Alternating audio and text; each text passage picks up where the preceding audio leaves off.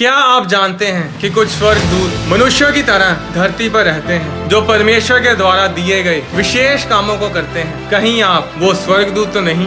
स्वर्गदूत कौन होते हैं? लोग सोचते हैं स्वर्गदूत स्वर्गीय प्राणी होते हैं जिनके पंख होते हैं, पर सभी स्वर्गदूतों के पंख नहीं होते। स्वर्गदूत कई प्रकार के होते हैं। बाइबल बताती है कि युद्ध करने वाले स्वर्गदूत हैं, सेवा टहल करने वाले स्वर्गदूत हैं, समाचार लेकर आने वाले स्वर्गदूत होते हैं। बाइबल एक और स्वर्गदूतों के बारे में बताती है जो गुप्त होते हैं और वो धरती पर रहते हैं। पर वो कौन है? धरती पर रहने वाले स्वर्गदूत मनुष्य शरीर में रहते हैं। वो परमेश्वर के धरती पर रहने वाले स्वर्गदूत हैं। ये स्वर्गदूत बाकी के स्वर्गदूतों से अलग होते हैं, पर ये भी स्वर्गदूत ही हैं। पुराना नियम इब्रानी भाषा में लिखा गया था और इब्रानी भाषा में स्वर्गदूत के लिए जिस शब्द का इस्तेमाल किया गया है वो है मालाक, यानी परमेश्वर का दूत। नया नियम यूनानी भाषा में लिखा गया था और यूनानी भाषा में जो शब्द स्वर्गदूत के लिए इस्तेमाल किया गया है वो है एंगेलोस, यानी परमेश्वर का दूत। पुराने नियम में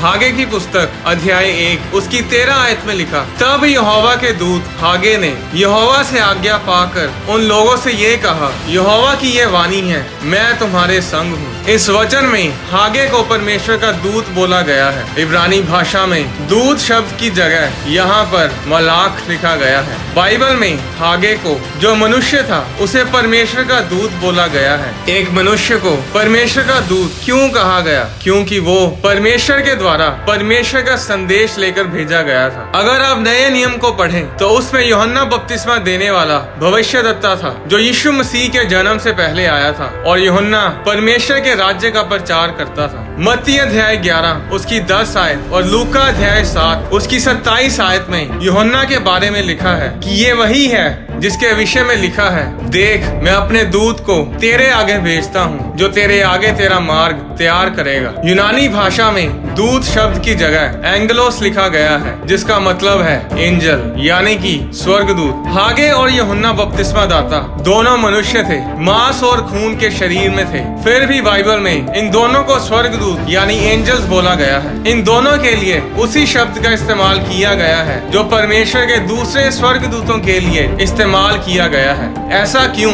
स्वर्गदूत वो होता है जो परमेश्वर के द्वारा भेजा जाता है। स्वर्गदूत संदेश वाहक होता है, वो संदेश लेकर आता है। स्वर्गदूत का मतलब होता है एम्बेसडर, दूत जो परमेश्वर की ओर से एक विशेष काम के लिए भेजा जाता है। वो इस दुनिया का तो नहीं होता, पर इस दुनिया के लिए भेजा जाता है, उन लोगों के लिए जो इस धरती पर रहते हैं। तो ये गुप्त स्वर्गदूत कौन है? ये वो हैं जो यीशु मसीह में नया जीवन ले चुके हैं, जो आत्मा से जन्मे हैं। अगर आप यीशु मसीह पर विश्वास करते हैं तो आप नया जन्म प्राप्त कर चुके हैं और आप परमेश्वर के स्वर्गीय दूत हैं। यूहन्ना अध्याय 1 उसकी 12 आयत में लिखा, परंतु जिन्होंने उसे ग्रहण किया उसने उन्हें परमेश्वर की संतान होने का अधिकार दिया, अर्थात उन्हें जो उसके नाम पर विश्वास रखते हैं। वे ना तो लहू से, ना शरीर से, ना शरीर की इच्छा से, ना मनुष्य की इच्छा से, परंतु परमेश्वर से पैदा हुए हैं। अगर आप यीशु मसीह पर विश्वास करते हैं तो आप परमेश्वर की संतान हैं। आप इस धरती के नहीं हैं, आप स्वर्ग के हैं। आप परमेश्वर के बेटे बेटियां हैं। हम धरती के नहीं हैं, हम स्वर्ग के वासी हैं। बाइबल में लिखा कि हम संसार में तो हैं पर संसार के नहीं हैं। फिलिपियों अध्याय 3 उसकी 20 आयत में लिखा, पर हमारा स्वदेश स्वर्ग पर है, हम स्वर्ग के सिटीजन हैं, हमारा पासपोर्ट स्वर्ग का है, हम स्वर्ग के हैं। अगर आप किसी देश के पासपोर्ट को देखें तो उस पर कभी भी ये नहीं लिखा होता कि ये प्रॉपर्टी इस बंदे की है या ये प्रॉपर्टी इस औरत की है। उस पासपोर्ट के ऊपर लिखा होता है कि ये प्रॉपर्टी इस देश की है। इंडिया के पासपोर्ट के ऊपर लिखा होता है कि ये प्रॉपर्टी इंडिया की है। अमेरिका के पासपोर्ट के ऊपर लिखा होता है कि ये प्रॉपर्टी अमेरिका की है। उसी तरह आप अपने नहीं हैं, आप स्वर्ग के हैं। आपका सब कुछ स्वर्ग पर है और आप स्वर्ग की प्रॉपर्टी हैं। इस धरती पर रहने वाले स्वर्गदूत वो हैं जो स्वर्ग के संदेश, स्वर्ग के सुसमाचार को धरती पर रहने वाले लोगों तक पहुंचाते हैं। और ये सुसमाचार क्या है? ये खुशखबरी क्या है? यूनानी भाषा में सुसमाचार यानी गुड न्यूज को यूएंगल बोला गया है और इंग्लिश में इसे इवेंजल बोला जाता है, जिससे एवेंजलिज्म शब्द निकला है। एवेंजलिज्म शब्द के बीच में एंजल आता है। ऐसा क्यों? क्योंकि यही काम एक एंजल का होता है। स्वर्गदूत स्वर्ग के संदेश को लेकर आता है। तो जब आप परमेश्वर के इस बोझ को लेते हैं, जब आप परमेश्वर के इस काम को अपनाते हैं और परमेश्वर के सुसमाचार को दूसरों तक पहुंचाते हैं, तो आप परमेश्वर के धरती वाले स्वर्गदूत बन जाते हैं। आप एक गुप्त स्वर्गदूत बन जाते हैं। अपनी जिंदगी को लाचारों की तरह, बेचारों की तरह ये सोचकर व्यतीत ना करें कि आप इस धरती के हैं। अपने जीवन को ऐसे जियो जैसे कि आप परमेश्वर के द्वारा दिए गए काम को कर रहे हैं। इस दुनिया में तो हैं, पर इस दुनिया के नहीं हैं। अब आप इस धरती के नहीं हो, आप नया जन्म ले चुके हो। अब आप स्वर्ग के सिटीजन हो, स्वर्ग के एम्बेसडर हो। पुराने नियम में जो राजा का दूत होता था, उन पर कोई हाथ नहीं डालता था। जब राजा अपना समाचार देकर, अपना संदेश देकर किसी के पास अपने दूत को भेजता था, तो लोग उस दूत की उसी तरह इज्जत करते थे जैसे राजा की करते हैं। जब राजा किसी दूसरे राज्य में अपने राजदूत को भेजता था, तो दूसरे राज्य का राजा उस राज्य की सेना उस राजदूत की ऐसे इज्जत करते थे जैसे कि खुद राजा वहां पहुंचा हो। जब लोग इलेक्शन में खड़े होते हैं तो वो अपनी मर्जी से इलेक्शन लड़ते हैं, पर जो एम्बेसडर का दर्जा होता है, जो एक राजदूत का दर्जा होता है, उसके लिए इलेक्शन नहीं होते। एम्बेसडर को सरकार खुद ठहराती है, राजा उसे खुद नियुक्त करता है। आप एम्बेसडर को वोट डालकर खड़ा नहीं कर सकते, ना ही वोट डालकर उसे गिरा सकते हैं। यूहन्ना अध्याय 15 उसकी 16 आयत में यीशु मसीह ने कहा, तुमने मुझे नहीं चुना, परंतु मैंने तुम्हें चुना है और तुम्हें नियुक्त किया कि तुम जाकर फल लाओ और तुम्हारा फल बना रहे, कि तुम मेरे नाम से जो कुछ पिता से मांगो वह तुम्हें दे। परमेश्वर ने आपको नियुक्त किया है, आपको ठहराया है। आपको किसी ने वोट डालकर खड़ा नहीं किया, आपको किसी ने अपनी सर्वसम्मति से नियुक्त नहीं किया, आप अपनी मर्जी से भी नियुक्त नहीं किए गए। आप परमेश्वर की मर्जी से, परमेश्वर के द्वारा नियुक्त किए गए हैं। और इसीलिए जब लोग किसी परमेश्वर के दास की खिलाफत करते हैं, तो उसकी खिलाफत करने पर भी उन्हें कोई फर्क नहीं पड़ता, क्योंकि उन्हें प्रजा ने नहीं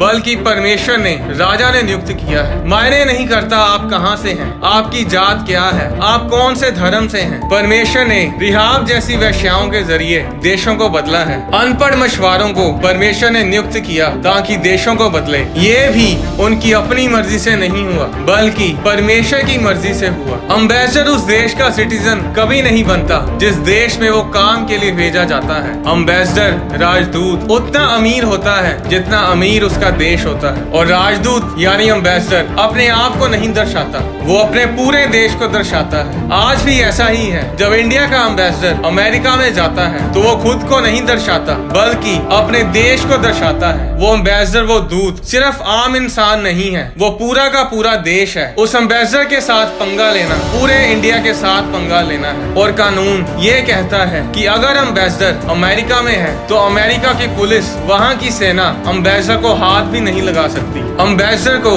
दूत को अपने खाने पीने की, कपड़ों की, अपने घर के रेंट की चिंता नहीं करनी पड़ती। उसका सारा खर्चा, उसकी सारी देखभाल उसका देश करता है। इंडिया के एम्बेसडर की देखभाल इंडिया करता है, अमेरिका के एम्बेसडर की देखभाल अमेरिका करता है। उसी तरह बाइबल बताती है कि हम परमेश्वर के दूत हैं, हम स्वर्ग के सिटीजन हैं। फिलिपियों अध्याय 3 उसकी 20 आयत में लिखा, हमारा स्वदेश स्वर्ग पर है। 2 कुरिन्थियों अध्याय 5 उसकी 20 आयत में लिखा, इसलिए हम मसीह के राजदूत हैं, मानो परमेश्वर हमारे द्वारा विनती कर रहा है। हम मसीह की ओर से निवेदन करते हैं कि परमेश्वर के साथ मेल मिलाप कर लो। बाइबल बताती है कि हम परमेश्वर के स्वर्गीय राजदूत हैं। जिस तरह पॉलिटिकल लोग, पॉलिटिकल एम्बेसडर्स, राजदूत अपने देश, अपने राज्य के संबंधों को उस दूसरे देश के साथ अच्छा करने की तरफ काम करते हैं, उसी तरह हमारा काम है कि हम परमेश्वर के देश, परमेश्वर के राज्य के सुसमाचार को इस धरती के लोगों तक पहुंचाएं। मत्ती अध्याय 6 उसकी 25 आयत में लिखा, इसलिए मैं तुमसे कहता हूँ कि अपने प्राण के लिए ये चिंता ना करना कि हम क्या खाएंगे और क्या पिएंगे, और ना अपने शरीर के लिए कि क्या पहनेंगे। 31 आयत में लिखा, इसलिए तुम चिंता करके ये ना कहना कि हम क्या खाएंगे या क्या पिएंगे या क्या पहनेंगे, क्योंकि अन्य जातियां इन सब वस्तुओं की खोज में रहते हैं, पर तुम्हारा स्वर्गीय पिता जानता है कि तुम्हें इन सब वस्तुओं की आवश्यकता है। इसलिए पहले तुम परमेश्वर के राज्य और उसकी धार्मिकता की खोज करो, तो ये सब वस्तुएं भी तुम्हें मिल जाएंगी। आपको अपनी चिंता नहीं करनी है। अगर आप परमेश्वर के स्वर्गीय राजदूत हैं, हैं तो आपको बस परमेश्वर के काम को करना है। आपकी सभी जरूरतें स्वर्ग संभाल लेगा। एक देश के राजदूत की सुरक्षा की जिम्मेवारी उसके देश की सरकार की होती है। उसकी सुरक्षा के लिए सीक्रेट एजेंट्स होते हैं, रॉ एजेंट्स होते हैं, FBI, CIA होती है। उसी तरह आप जो कि परमेश्वर के राजदूत हैं, स्वर्गीय राजदूत हैं, आपकी सुरक्षा परमेश्वर के स्वर्गदूत करते हैं। कभी किसी देश के राजदूत के साथ पंगा लेकर देखना, उसका पूरा देश उसकी सुरक्षा के लिए खड़ा होता है। आप इंडिया में अमेरिका के राजदूत को छू भी नहीं सकते, वो कड़ी सुरक्षा से घिरा होता है। उसी तरह परमेश्वर का राज्य है। बाइबल में लिखा है परमेश्वर राजा है। जब यीशु मसीह को राजा पिलातूस के सामने लेकर गए तो यूहन्ना अध्याय 18 उसकी 33 आयत में लिखा, तब पिलातूस फिर किले के भीतर गया और यीशु को बुलाकर उससे पूछा, क्या तू यहूदियों का राजा है? 36 आयत में यीशु ने उत्तर दिया, मेरा राज्य इस संसार का नहीं। यदि मेरा राज्य इस संसार का होता तो मेरे सेवक लड़ते कि मैं यहूदियों के हाथ सौंपा ना जाता, परंतु मेरा राज्य यहाँ का नहीं है। गत्समनी बाग में जब महायाजक यीशु मसीह को पकड़ने के लिए आए थे तो पतरस ने महायाजक के दास पर तलवार चलाई और उसका कान उड़ा दिया। मत्ती अध्याय 26 उसकी 52 आयत में यीशु ने पतरस से कहा, अपनी तलवार म्यान में रख ले, क्योंकि जो तलवार चलाते हैं वे सब तलवार से नष्ट किए जाएंगे। क्या तू नहीं जानता कि मैं अपने पिता से विनती कर सकता हूँ और वह स्वर्ग दूतों की 12 पलटन से अधिक मेरे पास अभी उपस्थित कर देगा? परंतु पवित्र शास्त्र की वे बातें कि ऐसा ही होना अवश्य है कैसे पूरी होंगी? एक पलटन में 6000 दूत होते हैं और 12 पलटन में 72,000 दूत। 72,000 दूत उसी समय यीशु मसीह के बुलाने पर उस समय आ सकते थे जब राजा सेनाक्रेव परमेश्वर के लोगों के खिलाफ अपनी सेना लेकर आ खड़ा हुआ था। तो बाइबल बताती है कि परमेश्वर के एक स्वर्गदूत ने उस एक रात में अशूरिय सेना के 1,85,000 सैनिक मार गिराए। 2 राजा अध्याय 19 उसकी 35 आयत में लिखा, उसी रात में क्या हुआ कि यहोवा के दूत ने निकलकर अशूरियों की छावनी में 1,85,000 पुरुषों को मारा और भोर को जब लोग उठे तब देखा कि लाशें ही लाशें पड़ी हैं। उस एक दूत ने एक रात में 1,85,000 सैनिक मारे। जरा सोचो कि उस रात 12 पलटन स्वर्गदूतों की यानी कि 72,000 स्वर्गदूत एक रात में कितने लोग मार सकते थे? 1332 करोड़ 13 बिलियन 320 मिलियन। आज पूरी दुनिया की जनसंख्या 780 करोड़ है। उन स्वर्गदूतों ने उस रात कुछ ही घंटों में पूरी पृथ्वी के लोगों को खत्म कर देना था, पर यीशु मसीह ने ऐसा नहीं किया। उसने हमारी खातिर उस पाप के प्याले को पिया, हमारे लिए मार सही, कोड़े खाए, उसके ऊपर थूका गया। उसके एक इशारे पर स्वर्गदूत पूरी धरती की ऐसी तैसी कर सकते थे, पर वो इस दुनिया की ऐसी तैसी करने नहीं आया था। यीशु मसीह ने कहा कि मैं इसीलिए आया हूँ कि कोड़े खाऊं, क्रूस पर चढ़ाया जाऊं और तीसरे दिन मुर्दों में से जी उठूं, ताकि जो कोई मुझ पर विश्वास करे वह नाश ना हो बल्कि अनंत जीवन ग्रहण करे। लोग सोचते हैं कि स्वर्गदूत शायद केवल आत्माओं से ही लड़ते हैं। अगर ऐसा होता तो यीशु मसीह ने पतरस से ये नहीं कहना था कि मेरे कहने पर पिता 12 पलटन स्वर्गदूतों की अभी भेज देगा। उस समय लोग तलवारों और लाठियां लेकर यीशु मसीह को पकड़ने के लिए आए थे। वो दूत उन लोगों को मारने के लिए तैयार थे, पर यीशु मसीह ने उन्हें रोके रखा। आज जब लोग आपको धमकाते हैं, आपको डराते हैं, आपको परमेश्वर का नाम, परमेश्वर का सुसमाचार फैलाने से रोकते हैं, तो डरो मत, परमेश्वर के काम को करो। जब आपको कोई तंग करे तो उसे कुछ मत कहो, बस इतना बताओ कि प्लीज मेरे भाई मेरी बहन, प्लीज परमेश्वर के दासों, परमेश्वर के लोगों, उसके राजदूतों से पंगा मत लो। ये हमारे लिए नहीं बल्कि तुम्हारी ही भलाई के लिए है, क्योंकि हम तुम्हारे लिए कोई मुसीबत खड़ी करना नहीं चाहते, क्योंकि हम तुम्हें कुछ नहीं कहेंगे, पर जो स्वर्गदूत हमारी रक्षा के लिए हमें दिए गए हैं वो तुम्हारी ऐसी तैसी कर देंगे। क्योंकि हमारे देश के संविधान में, जहाँ का मैं सिटीजन हूँ, उसके संविधान में भजन संहिता 51 उसकी 11 आयत में हमारे राजा की तरफ से यह आदेश है कि जहाँ कहीं भी मैं जाऊँ स्वर्गदूत मेरी रक्षा करें। मैं दिखने में तो अकेला लग रहा हूँ, पर मैं अकेला हूँ नहीं। परमेश्वर के दूत, परमेश्वर की सेना मेरे आसपास मेरी सुरक्षा के लिए खड़ी रहती है। जरा सोचिए, इतने सुरक्षित और इतने सामर्थी हैं आप। आज समस्या ये है कि लोगों को पता ही नहीं कि उनकी वैल्यू क्या है। बाइबल में परमेश्वर ने कहा कि ज्ञान ना होने के कारण मेरे लोग नाश हो रहे हैं। आप परमेश्वर के राजदूत हैं, आप स्वर्ग के सिटीजन हैं। हमारा सब देश स्वर्ग पर है। लाचारों की तरह जिंदगी जीना बंद बंद करो, परमेश्वर के कामों को करो, सुसमाचार प्रचार करो। और प्रचार करने के लिए आपको पास्टर बनने की जरूरत नहीं, आपको माइक और स्टेज की जरूरत नहीं। आप अपने काम पर, अपने नगर में, अपने पड़ोसी को परमेश्वर के बारे में बता सकते हैं। और परमेश्वर के प्रचार को करने से पहले अपने जीवन पे काम करो, अपने जीवन को सुधारो, अपने पापों से तौबा करो, नम्र बनो, जेन्युइन बनो, ताकि जब लोग आपको देखें तो सच में परमेश्वर की महिमा करें। एक बात को हमेशा याद रखें, हमारी लड़ाई किसी धर्म के साथ नहीं है। यीशु मसीह धर्म नहीं है। अगर आप बाइबल को पढ़ें तो यीशु मसीह कभी भी धर्म के ठेकेदारों के साथ कभी नहीं बैठे। यीशु मसीह इस धरती पर कोई नया धर्म बनाने के लिए नहीं आए। पूरी बाइबल में ईसाई धर्म नाम का एक भी शब्द नहीं है। यीशु मसीह ने जब भी किसी को डांटा तो वो धार्मिक लोग होते थे जो धर्म बनाकर बैठे थे। यीशु मसीह ने कभी भी किसी भी पापी को नहीं डांटा, हमेशा दूसरों से प्यार किया। हमारी लड़ाई मांस और लहू से नहीं है। हमारी लड़ाई लोगों के साथ नहीं है, किसी धर्म के साथ नहीं है। हमारी लड़ाई शैतान के साथ है, जो लोगों की जिंदगियों को तबाह करता है, जो नौजवानों को नशे और व्यभिचार में ढकेलता है, जो परिवारों को उजाड़ता है, जो पति पत्नी में दरार पैदा करता है। शैतान लोगों के धर्म के हिसाब से काम नहीं करता। जो अपने आप को ईसाई कहते हैं वो भी बीमारियों में है, वो भी गरीबी में है। अपने आप को ईसाई बोलने से कुछ नहीं होगा, अपने आप को क्रिश्चियन बोलने से कुछ नहीं होगा। अगर आपकी जिंदगी में यीशु मसीह नहीं है तो वो जिंदगी नहीं,